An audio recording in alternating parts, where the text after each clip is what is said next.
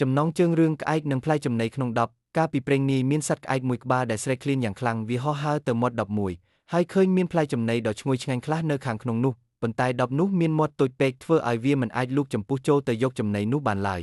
ក្អែកព្យាយាមជាច្រើនដងប៉ុន្តែមិនបានសម្រេចឡើយវាក៏ចាប់ផ្ដើមអស់សង្ឃឹមស្រាប់តែវាមានគំនិតមួយវាចាប់ផ្ដើមរើសដុំថ្មតូចម្ដងមួយបោះចូលទៅក្នុងដបនោះនៅពេលដែលដុំថ្មតូចកាន់តែច្រើនផ្លែចំណីនៅក្នុងដបក៏ចាប់ផ្ដើមឡើងមកជិតមាត់ដបបន្តិចម្ដងចុងក្រោយក្អែកក៏អាចលូកចំពុះចូលទៅយកចំណីនោះបានយ៉ាងងាយស្រួលមេរៀននៃរឿងកុំមើលស្រាលចំណុចខ្សោយរបស់អ្នកទោះបីជាអ្នកមានភាពទន់ខ្សោយខ្លះប៉ុន្តែប្រសិនបើអ្នកប្រើប្រាស់បញ្ញានិងភាពវៃឆ្លាតរបស់អ្នកវាតែងតែមានន័យសម្រាប់នរណាម្នាក់ឬអ្វីមួយជានិច្ចការផ្លាស់ប្ដូរដ៏អស្ចារ្យតែងតែចាប់ផ្ដើមពីការធ្វើរឿងតូចតាចដោយបេះដូងដ៏ធំធេងចំណុចសម្រាប់វិភាគ discussion points មាត់ដបតូចតំណាងឲ្យឧបសគ្គឬចំណុចខ្សោយដែលយើងមិនអាចគ្រប់គ្រងបានដុំថ្មតូចជានិមិត្តរូបនៃភាពវៃឆ្លាតនិងការខិតខំប្រឹងប្រែងក្នុងការដោះស្រាយបញ្ហាផ្លែចំណីឡើងមកជិតមាត់ដបតំណាងឲ្យឱកាសនិងក្តីស្រមៃដែលអាចជួយឲ្យយើងរួចផុតពីបញ្ហាការអនុវត្តក្នុងជីវិតតើនៅក្នុងការងាររបស់អ្នកតើអ្នកធ្លាប់មានអារម្មណ៍ថាអ្វីដែលអ្នកធ្វើមិនសូវសំខាន់ដែរឬទេ